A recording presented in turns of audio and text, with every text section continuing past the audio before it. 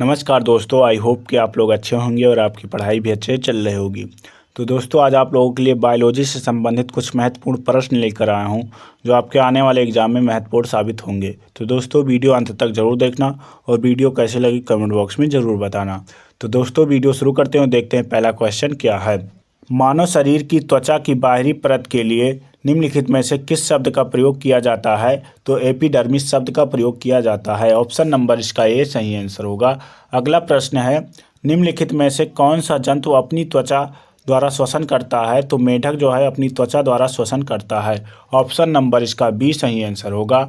अगला प्रश्न है, हीमोग्लोबिन की कमी के कारण निम्न में से कौन सा रोग होता है? तो एनीमिया रोग जो है हीमोग्लोबिन की कमी के कारण होता है। ऑप्शन नंबर इसका ए सही आंसर होगा। अगला प्रश्न है, दूध में निम्नलिखित में से कौन सा अम्ल पाया जाता है? तो दूध में लैक्टिक अम्ल पाया जाता है। ऑप्शन नंबर इसका बी सही आंसर होगा। आगे बढ़ते और अगला प्रश्न जो है, इमली में मौजूद अम्ल का नाम बताइए। तो इमली में टैट्रिक अम्ल मौजूद होता है। ऑप्शन नंबर डी इसका सही आंसर होगा। आगे बढ़ते और अगला प्रश्न जो है, हमारे भोजन में आयोडीन युक्त नमक होना क्यों महत्वपूर्ण है? क्योंकि यह थायराइड ग्रंथि को सुचारू रूप से संचालन में मदद करता है। ऑप्शन नंबर इसका सी सही आंसर होगा। आगे बढ़ते और अगला क्वेश्चन जो है, यूकैरियोटिक कोशिका में कैसा केंद्रक पाया जाता है? तो यूकैरियोटिक कोशिका में पूर्ण विकसित केंद्रक पाया जाता है। ऑप्शन नंबर इसका ए सही आंसर होगा। अगला प्रश्न है, मलेरिया और कालाजार रोग किससे होता है? तो मलेरिया और कालाजार रोग जो है वो प्रोटोजोआ से संबंधित है। ऑप्शन नंबर इसका सी सही आंसर होगा। आगे बढ़ते और अगला प्रश्न जो है, म्यूटेशन या उत्परिवर्तन शब्द का अर्थ क्या है? तो म्यूटेशन या उत्परिवर्तन शब्द का अर्थ है अनुवांशिकी गलती। ऑप्शन नंबर इसका जो है ये सही आंसर होगा, अनुवांशिकी गलती। अगला प्रश्न जो है, मांसपेशियों में किस अम्ल के इकट्ठा हो जाने के कारण थकावट पैदा होती है? तो लैक्टिक अम्ल के इकट्ठा हो जाने के कारण मांसपेशियों में थकावट पैदा होती है। ऑप्शन नंबर इसका सी सही आंसर होगा। आगे बढ़ते और अगला प्रश्न जो है, निम्न में से किस जलीय जीव में गलफड़े नहीं होते हैं? तो व्हेल में जो है गलफड़े नहीं होते हैं। ऑप्शन नंबर सी इसका सही आंसर होगा। अगला प्रश्न है, निम्नलिखित में से कौन सा प्रोटीन का एक प्रमुख स्रोत नहीं है? तो गेहूं जो है वो प्रोटीन का प्रमुख स्रोत नहीं है। ऑप्शन नंबर बी इसका सही आंसर होगा। आगे बढ़ते और अगला प्रश्न जो है, मस्तिष्क तंत्र का एक हिस्सा है। तो तंत्रिका तंत्र का हिस्सा जो है एक मस्तिष्क है। ऑप्शन नंबर इसका ए सही आंसर होगा। अगला प्रश्न है, निम्नलिखित में से मनुष्यों में ऑक्सीजन परिवहन के लिए उत्तरदायी है? तो हेमोग्लोबिन जो है ऑप्शन नंबर बी इसका सही आंसर होगा। हेमोग्लोबिन ऑक्सीजन परिवहन के लिए उत्तरदायी है।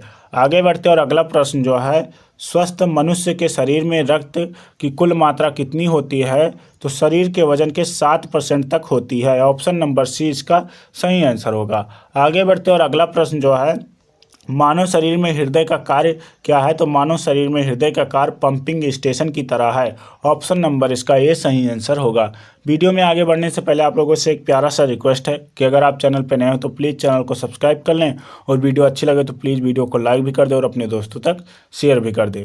अगला क्वेश्चन है, लब डब आवाज़ निम्न में से किस अंग से संबंधित है? तो हृदय से संबंधित है। ऑप्शन नंबर सी इसका सही आंसर होगा। अगला प्रश्न है, सोते समय रक्त में क्या परिवर्तन होता है? तो रक्त दाब में क्या परिवर्तन होता है? तो रक्त दाब जो है सोते समय घट जाता है। ऑप्शन नंबर बी इसका सही आंसर होगा। आगे बढ़ते और अगला प्रश्न जो है, पेसमेकर का संबंध किससे है? तो पेसमेकर का संबंध हृदय से है। ऑप्शन नंबर डी इसका सही आंसर होगा। पेसमेकर का संबंध किससे है? तो हृदय से है। मलेरिया बुखार पैदा करने वाला प्रोटोजोआ है? तो मलेरिया बुखार पैदा करने वाला प्रोटोजोआ प्लाज्मोडियम है। ऑप्शन नंबर सी इसका सही आंसर होगा, प्लाज्मोडियम। अगला प्रश्न है, पौधा और जंतुओं के बीच की योजक कड़ी के रूप में जाना जाता है? तो यूग्लिना को जाना जाता है। ऑप्शन नंबर इसका बी सही आंसर होगा, यूग्लिना को जाना जाता है। अगला प्रश्न है, मलेरिया परजीवी तथा अमीबा को किस श्रेणी में रखा जाता है? तो प्रोटोजोआ की श्रेणी में रखा जाता है। ऑप्शन नंबर इसका ये सही आंसर होगा। अगला प्रश्न है, निम्न में से कौन सा ऊतक का उदाहरण है? तो ऊतक का उदाहरण जो है रक्त है। और कैसा ऊतक है? तो तरल संयोजी ऊतक है। ऑप्शन नंबर बी इसका सही आंसर होगा। अगला प्रश्न है, लिगामेंट एक रचना है जो जोड़ती है, तो लिगामेंट एक रचना जो है वो अस्थियों को अस्थियों से जोड़ती है। ऑप्शन नंबर बी इसका सही आंसर होगा। लिगामेंट जो है हड्डियों को हड्डियों से जोड़ती है। अगला प्रश्न है, मनुष्यों के शरीर में सबसे लंबी कोशिका होती है, तो मनुष्यों के शरीर में सबसे लंबी कोशिका तंत्रिका कोशिका होती है। ऑप्शन नंबर सी इसका सही आंसर होगा। अगला प्रश्न है, ओरिजिन ऑफ लाइफ पुस्तक किसने लिखी थी, तो ओरिजिन ऑफ लाइफ पुस्तक चार्ल्स डार्विन ने लिखी थी। ऑप्शन नंबर इसका ए सही आंसर होगा। अगला प्रश्न है, समजात अंग होते हैं, तो समजात अंग जो होते हैं समान रचना में होते हैं, तो उन्हें हम समजात अंग कहते हैं। ऑप्शन नंबर इसका ए सही आंसर होगा। अगला क्वेश्चन जो है, समरूप अंग होते हैं, तो समरूप अंग जो होते हैं वो सामान्य कार्यों के लिए होते हैं। ऑप्शन नंबर इसका जो है बी सही आंसर होगा। सामान्य कार्यों में उपयोग किए जाने वाले अंग को समरूप अंग कहते हैं। आगे बढ़ते और अगला प्रश्न जो है, जीवों के प्राकृतिक चयन का सिद्धांत प्रतिपादित किया है, तो चार्ल्स डार्विन ने प्रतिपादित किया है। ऑप्शन नंबर बी इसका सही आंसर होगा। आगे बढ़ते और अगला प्रश्न जो है, कोशिका में पाया जाने वाला आनुवांशिक पदार्थ है, तो कोशिका में पाया जाने वाला आनुवांशिक पदार्थ डीएनए है। कौन सा? डीएनए है। ऑप्शन नंबर इसका ए सही आंसर होगा। कोशिका में आनुवांशिक पदार्थ कौन सा पाया जाता है, तो डीएनए पाया जाता है।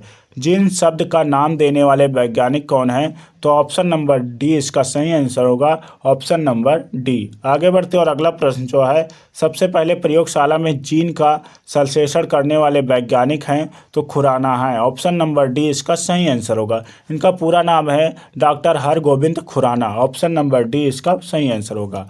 अगला प्रश्न जो है, जीन क्या है, तो जीन जो है डीएनए का एक भाग है। जीन क्या है, तो जीन एक डीएनए का भाग है। ऑप्शन नंबर डी इसका सही आंसर होगा।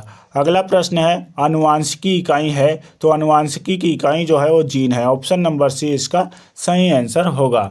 अगला प्रश्न है, लुई पाश्चर ने किसकी खोज की थी, तो लुई पाश्चर ने रेबीज रोधी टीके की खोज की थी। ऑप्शन नंबर इसका सी सही आंसर होगा। अगला प्रश्न है, डीएनए की संरचना को सबसे पहले किसने रेखांकित किया था, तो किसने? वाटसन एवं क्रिक ने किया था। ऑप्शन नंबर जो है इसका सी सही आंसर होगा। वाटसन एवं क्रिक ने किया था। अगला प्रश्न जो है, निम्न में से वह वैज्ञानिक कौन है जिसने पहली बार रुधिर परिसंचरण की खोज की थी, व्याख्या की थी, तो विलियम हार्वे ने की थी। ऑप्शन नंबर इसका जो है बी सही आंसर होगा।